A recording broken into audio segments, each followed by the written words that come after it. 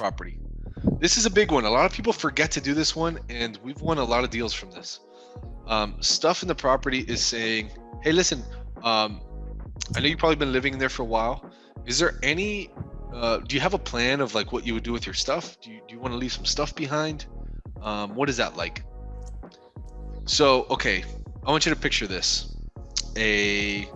Let's say this house, right? Let's say it's a 70-year-old couple, a man and a woman married in a 4-bedroom, 2-bath house that their kids moved out.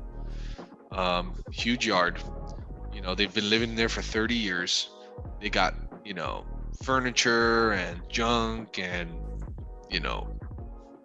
drum sets. Chris's house. They got a bunch of stuff. Do you think that a 70-year-old couple is excited or even has the physical capabilities to move things in their house? At all. They want to leave everything behind. Yeah. They want to leave everything behind, or they want some help, or they need some guidance of what to do with their stuff. So it's better to touch on that in the beginning.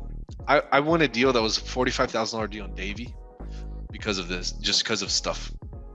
This lady was a hoarder and super nice lady, but she was like addicted to buying stuff on Amazon. She had like you couldn't even imagine, like so many.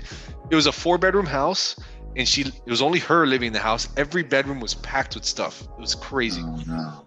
So I knew when it came to the cycle, to the sales steps, I needed to touch on that. I said, hey, this looks like a lot of stuff. Like, you have the coolest things I've ever seen. She really did. And then I said, what are you gonna do with all this stuff? Like, do you have a plan? Like, it's like, honestly, no. Like, I really would need somebody to help. I said, look, what I can do is I can give you time to help. I can give you time, and I can pay for a handyman to come one day and help you move things into a truck. You don't have to do this, but like a handyman for a day is like $150, right? But for her, it meant the world, and I did it, right? Like, we closed 2 weeks later. She's like, hey, when can your handyman come? I said, hey, when do you want him? She said, tomorrow. Got him. I paid the guy $150. He helped her all day move stuff into a U-Haul truck that she rented, and everything was great. So other stuff, guys, that's a big one. So that we're in deal killers. And then tenants, if the house is rented, just ask about the tenants. Is there a lease? Do you want, are they willing to stay? Do they want to leave? Just ask like those types of questions. All right, so quick little recap, and then we'll keep going quickly. Set the stage. What are we doing on this call? How long is it going to take? Condition. What's the house like? Tell me about it. Motivation. Problem, impact, picture. Why? Why? Number 4, if there's not enough motivation, skip all the way to the end. If there is enough motivation, go to number 5. Deal killers. Hey, there's a lot of things that might get in the way. What about time? What about this? What about that? Right? Time frame, other people, stuff. Prospect commitment. That is basically, hey, listen, so I have a really good idea. We've spoken about why you're looking to sell, and transition question to prospect commitment is kind of like one sentence, but it is 2 things. All it is we want to get the person to give us by the end of the call, we would like a person to give us a yes or a no. And a no is perfectly okay. We have to tell them that.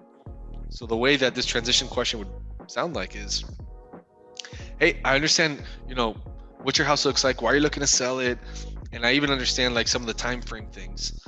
Let me ask you this. I want to make sure I give you enough information so you can give me a yes or a no. A no is perfectly okay, by the way. We don't buy every house we see.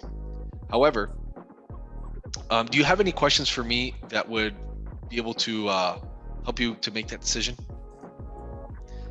At this point, we haven't still given them price yet. So a lot of times at this point, they're like, well, no, I mean, everything sounds good, but what's your offer?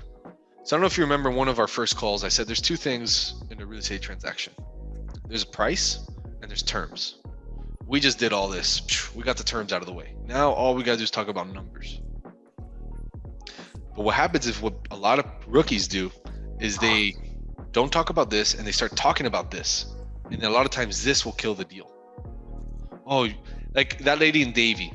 If I wouldn't have addressed her stuff, if I wouldn't have addressed her time, that she needed more time in the property, If I wouldn't have addressed that stuff, I would have not gotten that deal 100%, and we would have missed out on 45,000 in a wholesale fee. So the transition question, prospect commitment, again, simply sounds like, hey, I know that. Thank you for sharing that. I know why you want to sell. I know what your property looks like. What might get in the way. The goal is that you give me a yes or no answer, that I give you enough information for that. You could tell me no on my offer. That's perfectly okay. Any questions on that? Just, oh, well, what's your company name? Where you located? What's your name again? Like, you're going to hear all sorts of things. But you want to get all the concerns out of the way before you get to the price.